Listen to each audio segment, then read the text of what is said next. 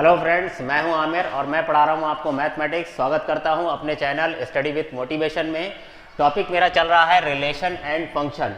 इसमें हम लोगों ने अब तक थोड़ा सा बेसिक ही स्टडी किया है। सबसे पहले हम लोगों ने पढ़ा था कार्टेशियन प्रोडक्ट के बारे में, कार्टेशियन प्रोडक्ट क्या होता है। फिर हमने समझा था कि रिलेशन क्या होता है। फिर रिलेशन से हम लोग आ गए थे फंक्शन पर, और फिर टाइप्स ऑफ फंक्शन हमने पढ़ लिए थे। अगर आपने हमारे पिछले वीडियो नहीं देखे हैं तो मेरा सजेशन है कि एक बार हमारे रिलेशन एंड फंक्शन की सीरीज़ के जो पिछले 2 वीडियोज़ हैं उनको आप एक बार ज़रूर देख लें, ताकि आज जो हम पढ़ने वाले हैं वो आप अच्छे से समझ सकें। आज हम बात करेंगे फंक्शन के डोमेन की। दरअसल हमें इस सीरीज में 2 चीज़ें और अभी पढ़नी है, domain of a function and range of a function. तो इनको हम 2 पार्ट्स में करेंगे। पहले हम समझते हैं कि डोमेन क्या होता है और इसको कैलकुलेट करने के क्या तरीके होते हैं। जब हम डोमेन को अच्छे से समझ लेंगे फिर हम बात करेंगे रेंज ऑफ द फंक्शन की। तो सबसे पहले हम ये समझें कि डोमेन, फंक्शन का डोमेन क्या होता है। तो इसे हम इस तरीके से कहेंगे जैसे कि जो फंक्शन होता है हमारा वो एक तरह की मशीन है। फंक्शन जो है वो एक तरह की मशीन है। तो मान लेते हैं कि ये एक मशीन है और किसी भी मशीन में 2 टर्मिनल होते हैं, एक होता है इनपुट टर्मिनल और एक होता है आउटपुट टर्मिनल। तो मान लेते हैं कि ये एक इसका इनपुट टर्मिनल है और ये इसका आउटपुट टर्मिनल है। तो किसी भी मशीन में एक इनपुट टर्मिनल होता है, एक आउटपुट टर्मिनल होता है। हम इसमें से कुछ इनपुट डालते हैं, ये मशीन उसको प्रोसेस करती है और आउटपुट हमें यहाँ से मिल जाती है। यहाँ पर हमको इसकी आउटपुट मिलती है, यहाँ से हम इसको इनपुट इंटर कराते हैं। इनपुट फॉर एग्जांपल, जैसे कि आपने जूस निकालने की मशीन देखी है, जो हमारा जूसर होता है। आमतौर से आपने देखा होगा मार्केट में लोग जूस वाले जूस की एक मशीन लिए होते हैं, उसमें एक उनका ऊपर हॉपर बना हुआ होता है जिसमें से वो मौसम्बी वगैरह डालते हैं और फिर एक हैंडल लगा होता है, उसको वो प्रोसेस करते हैं। एक आउटपुट टर्मिनल होता है जिसमें से जूस जो है वो निकल कर बाहर आता है। तो उसी तरह की एक मशीन समझ लीजिए, ये इसका इनपुट टर्मिनल है, हॉपर है। यहाँ से आप कुछ मौसम्बी वगैरह डालेंगे, इसको प्रोसेस करेंगे तो जूस इधर से बाहर आएगा। ठीक वैसे ही मशीन है। तो अब इसमें डोमेन का क्या मतलब है, व्हाट इज़ डोमेन। तो अगर जैसे कि मान लीजिए कि आपने एक जूसर ख़रीदा, तो जिस वक्त आप जूसर ख़रीद रहे हैं तो जिस शॉप से आपने सपोज जूसर लिया हुआ है, तो जूसर जिसने बेचा, सेल्समैन ने, उसने आपको बताया कि देखिए भाई जूसर तो आप लेकर जा रहे हैं, लेकिन इसमें आप किन किन चीज़ों का जूस निकाल सकते हैं। आप इसमें मौसम्बी का जूस निकाल सकते हैं, आप इससे अनानास का जूस निकाल सकते हैं, है ना, आप इससे पाइनएप्पल का जूस निकाल सकते हैं। उसने सपोज आपको 3 चीज़ें बताई कि आप ये 3 चीज़ों का जूस इससे निकाल सकते हैं। तो उसने ये कहा कि इस जूसर से आप कौन कौन से, इस जूसर में क्या क्या चीज़ें इनपुट कर सकते हैं। आप अनार इसमें डाल सकते हैं, मौसम्बी डाल सकते हैं, पाइनएप्पल डाल सकते हैं, ये 3 चीज़ें डाल सकते हैं। तो ये जो अलाउड इनपुट है इसी को हम कहते हैं डोमेन। अब आप जूसर घर पर ले आए, घर पर जूसर ले आए, दुकानदार ने आपको समझा दिया था कि भाई देखो ये जो जूसर है इससे आप अनानास का जूस निकाल लीजिएगा, पाइनएप्पल का जूस निकाल लीजिएगा, अनानास का जूस निकाल लीजिएगा, अनार का जूस निकाल लीजिएगा और मौसम्बी का जूस निकाल लीजिएगा। अब घर पर आप जूसर ले आए, अब आपने सोचा आज जो है हम गन्ने का जूस पियेंगे, और गन्ने लेके आपने जूसर में अपने डाल दिए, तो फिर क्या होगा, आपके जूसर की वाट लग जाएगी। आप अगर इसमें गन्ने डाल करके जूस निकालेंगे तो मशीन क्या होगी, खराब हो जाएगी। क्यों? क्योंकि ये इनपुट अलाउड नहीं है, गन्ने निकालने के लिए ये जूसर काम में नहीं आएगा। इसका मतलब ये है कि क्या क्या इनपुट हम कर सकते हैं, इस पर एक रिस्ट्रिक्शन होता है। वो पहले से आपको समझा दिया जाता है कि भाई देखो ये चीज़ें आप इसमें इनपुट कर सकते हैं। सेम टू सेम वही बात हम किसी फंक्शन के लिए करते हैं।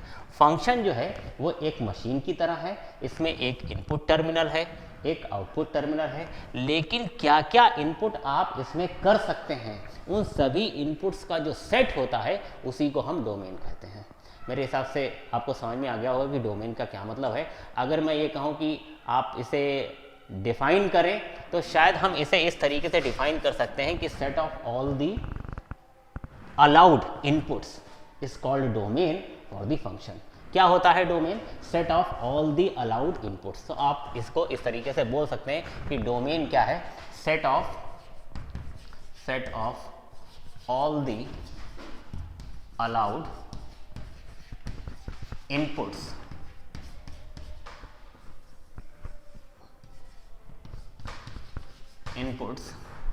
is called domain of a function। तो भाई फंक्शन क्या होता है? फंक्शन जो होता है डोमेन जो है वो क्या होता है? डोमेन जो है वो सभी अलाउड इनपुट्स का जो है वो एक सेट होता है। किसी फंक्शन में हम क्या क्या चीज़ें इनपुट कर सकते हैं वही जो है वो उसका डोमेन है। अब अगर डोमेन आपको बता दी गई, जैसे मैं फिर से जूसर का ही एग्जांपल लूँगा, तो जूसर जब आपने दिया था तो उसने दुकानदार ने आपको जो इसका डोमेन बताया था वो बताया था अनार, मौसम्बी और अनानास। उसने 3 चीज़ें आपको बता दी थी। अब अगर हम उसमें अनार डालेंगे तो आउटपुट में मुझे क्या मिलेगा? अनार का जूस मिलेगा। मौसम्बी डालेंगे तो मौसम्बी का जूस मिलेगा, और अनानास डालेंगे तो अनानास का जूस मिलेगा। तो जो जो चीज़ें आउटपुट में हमको मिल सकती हैं इन इनपुट्स के करस्पॉन्डिंग, इनके सेट को हम क्या कहेंगे? रेंज कहेंगे। यानी कि इस जूसर का जो रेंज है वो क्या है? अनार का जूस, अनानास का जूस और मौसम्बी का जूस। तो ये जो सेट आया है इसको हम क्या बोलते हैं? रेंज बोलते हैं। यानी अगर हम फंक्शन की रेंज की बात करें तो पहले आप उसके डोमेन के बारे में डिसाइड करिए कि फंक्शन का डोमेन क्या है, फिर उन डोमेन के करस्पॉन्डिंग जो जो आउटपुट आ सकती हैं उन सभी आउटपुट्स का जब आप सेट बना देंगे उस सेट को हम क्या कहेंगे? फंक्शन की रेंज कहेंगे। तो अगर मैं कहूँ कि रेंज क्या होती है? तो रेंज जो है वो क्या है? Set of all the possible outputs, set of all the possible output corresponding to its domain. ठीक है, क्या होती है रेंज? मैं अभी फिलहाल रेंज भी यहीं पर लिख देता हूँ। फिलहाल हम लोग रेंज की बातें बाद में करेंगे डिटेल से, लेकिन अभी जब ये बात चली है तो मैं यहाँ पर लिख देता हूँ कि रेंज क्या होती है। तो range is set of all the possible outputs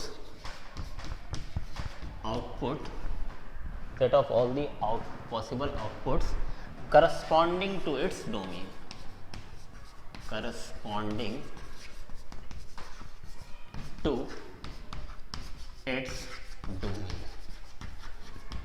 तो ये हो गई रेंज। ठीक है, तो एक देखा जाए तो ऊपर से हमने समझ लिया है कि डोमेन क्या होता है और रेंज क्या होता है।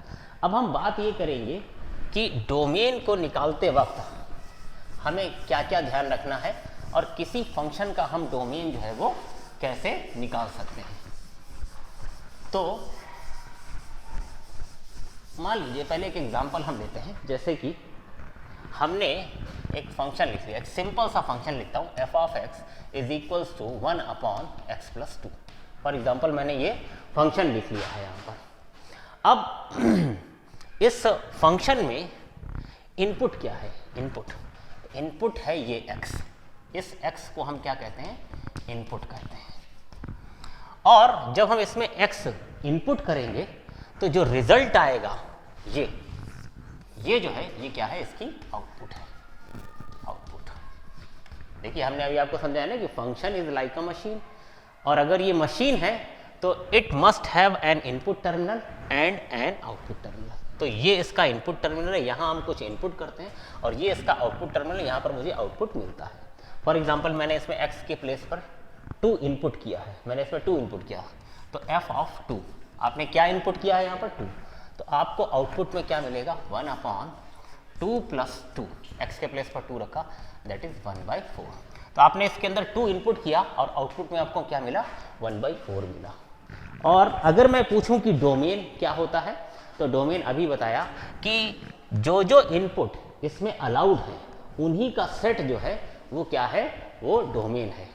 तो अगर मैं पूछूं कि भाई इस फंक्शन का डोमेन क्या है, तो इसका मतलब ये है कि आपको ये सोचना पड़ेगा कि इस फंक्शन में मैं x की कौन कौन सी वैल्यूज़ पुट कर सकता हूँ, कौन कौन सी वैल्यूज़ पुट कर सकता हूँ। क्या मैं इसमें x की प्लेस पर 1 रख सकता हूँ, 0 रख सकता हूँ, 1/2 रख सकता हूँ, 3 रख सकता हूँ, क्या क्या रख सकता हूँ।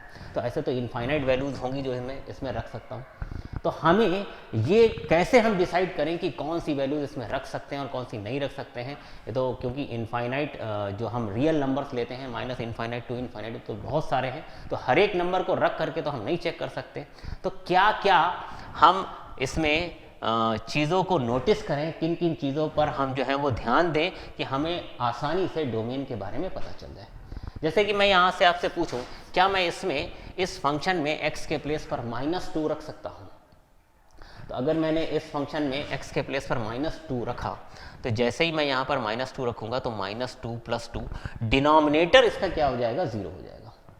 और अगर डिनोमिनेटर 0 हो गया तो something divide by 0 is not defined. Mathematically हम 0 से किसी भी नंबर को डिफाइन नहीं कर सकते, तो x इक्वल -2 पर ये फंक्शन डिफाइन ही नहीं रहेगा। इट मीन्स हम ये कह सकते हैं कि हम इस फंक्शन में x के प्लेस पर -2 नहीं रख सकते, या ये कहें कि इस फंक्शन को -2 इनपुट नहीं की जा सकती। तो मैं ये कहूँगा, देखो भाई, इस फंक्शन में कुछ भी रखना, -2 नहीं रखना। क्या उसके अलावा और कुछ रख सकते हैं? हाँ, -2 के अलावा आप इसमें कोई भी नंबर रखिए, इस फंक्शन को कोई प्रॉब्लम नहीं है। तो अगर मैं ये कहूँ कि इस फंक्शन का डोमेन क्या है, तो आप कहेंगे इसमें कोई भी नंबर रख दीजिए, बस -2 मत रखिए। तो हम इस बात को लिखेंगे कैसे? हम कहेंगे सारे नंबर्स, मतलब -इनफाइनाइट से लेकर +इनफाइनाइट तक के बीच जितने भी नंबर आते हैं वो सारे के सारे आप इसमें रख सकते हैं। बस हाँ, इसमें से एक नंबर हटा दीजिए। कौन सा नंबर हटा दीजिए? कौन सा नंबर हटा दीजिए? -2। तो मैं इसमें से क्या करता हूँ? -2 को निकाल देता हूँ। तो -इनफाइनाइट टू +इनफाइनाइट जितने भी नंबर हैं वो सारे के सारे आप इसमें रख सकते हैं, बस -2 मत रखिए, इसलिए मैंने -2 को यहाँ से हटा दिया है। तो ये जो सेट है ये क्या है? इस फंक्शन के लिए डोमेन हो गया है। ठीक है, डोमेन लिखने का तरीका क्या होता है? मैं इसे इस तरह से लिख देता हूँ, डी फॉर डोमेन, सफिक्स में f बना दिया, मतलब इस फंक्शन का डोमेन जो है वो क्या है? Set of all the real numbers, -infinite to +infinite मतलब set of all the real numbers, लेकिन एक रियल नंबर इसमें नहीं होना चाहिए। कौन सा? -2, वो मैंने इसमें से निकाल दिया। इस चीज़ को हम ऐसे भी लिख सकते हैं, r -2, मतलब इस फंक्शन का डोमेन क्या है? Set of all the real numbers accept -2। ठीक है, तो इस तरह से अगर हम डोमेन निकालेंगे तो एक पर्टिकुलर क्राइटेरिया होना चाहिए कि डोमेन निकालते वक्त हमें किन किन चीज़ों का ध्यान रखना है ताकि हम किसी फंक्शन का डोमेन आसानी से निकाल सकें। तो देखिए, डोमेन निकालना बहुत आसान काम है। डोमेन निकालते वक्त आपको सिर्फ 3 चीज़ों का ध्यान रखना होता है। कौन कौन सी? वो हम आपको अभी बता रहे हैं। सबसे पहला है नंबर 1, डिनोमिनेटर। ठीक है, मान लीजिए कोई फंक्शन है। सबसे पहली बात तो ये है कि आप डिनोमिनेटर, अगर आपके फंक्शन में डिनोमिनेटर आ रहा है तो वो 0 नहीं हो सकता। Denominator can not be 0। अगर आपके फंक्शन में डिनोमिनेटर है, आपका function numerator divide by denominator की फॉर्म में, तो जो भी डिनोमिनेटर है उसको नॉन ज़ीरो कर दीजिए, मतलब denominator is not equal to 0 करके सॉल्व कर लीजिए। भाई डिनोमिनेटर क्यों नहीं 0 होना चाहिए? क्योंकि अभी हमने आपको बताया कि डिनोमिनेटर 0 हो जाएगा तो फंक्शन क्या होगा? नॉट डिफाइन होगा। फॉर एग्जांपल, जैसे कि मैंने अभी कोई फंक्शन लिया था, या मैं ऐसे ले लूँ x+2 अपॉन x+3, ये एक सिंपल सा मैंने फंक्शन लिखा। मैं कहूँ इसका डोमेन बताइए, तो आपको क्या करना है? आपने देखना है इसमें डिनोमिनेटर है।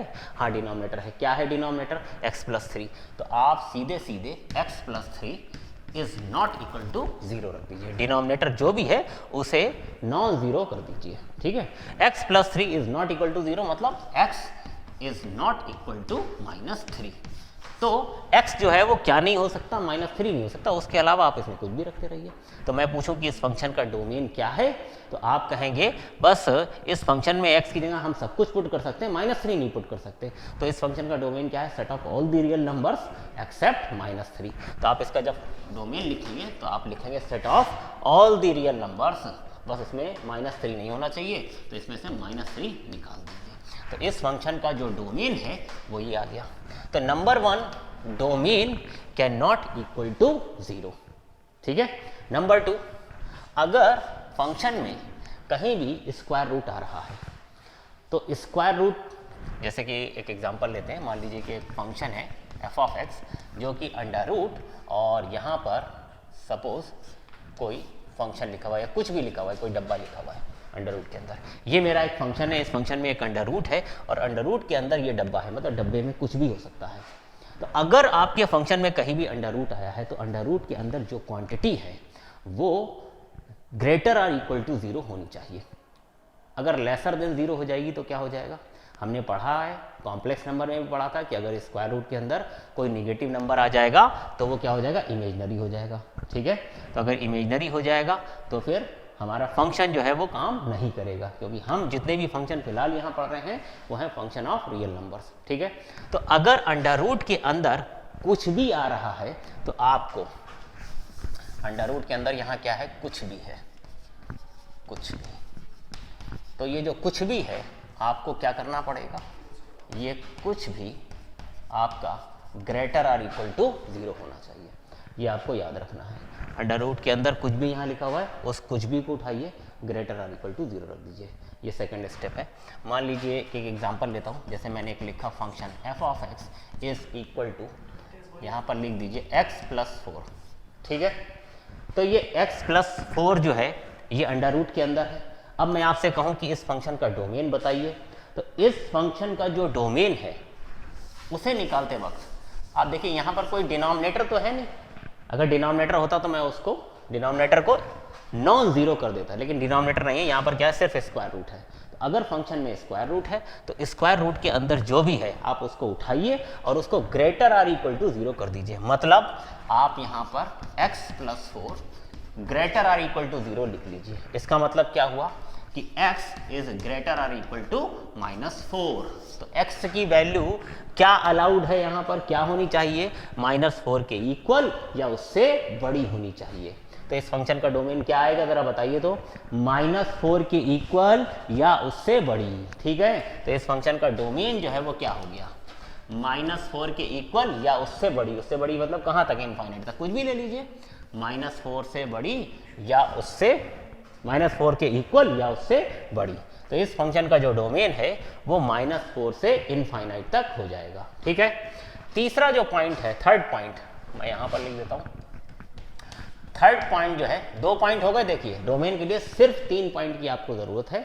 तीसरा पॉइंट ये है कि अगर आपके फंक्शन में कहीं पर भी लॉग आया है और लॉग के साथ यहाँ कुछ लिखा हुआ है, मान लीजिए मैंने एक डब्बा बना दिया और इस डब्बे में कुछ भी लिखा हुआ हो सकता है, ऐसा कोई फंक्शन आया है, तो लॉग का अगर आपको ग्राफ भी याद हो तो लॉग हमेशा सिर्फ राइट साइड में रहता था, याद है, लॉग का ग्राफ कुछ इस तरीके से होता है ना, ये तो ये 0 से आगे की तरफ चलता है। अगर लॉग के साथ कुछ भी लिखा हुआ है, कोई भी डब्बा है, अब इस डब्बे में देखिए कुछ भी हो सकता है, तो आप इस डब्बे को उठाइए सिंपली और इसको ग्रेटर देन 0 कर दीजिए, क्योंकि याद रखिए लॉग जो होता है वो सिर्फ पॉजिटिव नंबर के लिए डिफाइन होता है ना। लॉग का जो डोमेन होता है लॉग फंक्शन के लिए वो क्या होता है, 0 टू इनफाइनाइट। तो आपको ज़्यादा टेंशन नहीं लेनी है, लॉग के साथ जो कुछ लिखा हुआ है उसको उठाइए और ग्रेटर देन 0 कर दीजिए। एक बहुत ही छोटा सा एग्जाम्पल लेते हैं इसको समझने के लिए। मान लीजिए कि मेरे पास एक फंक्शन है F of X is equal to log, और मैंने यहाँ पर लिख दिया है x -1, सपोज मैंने लिखा है।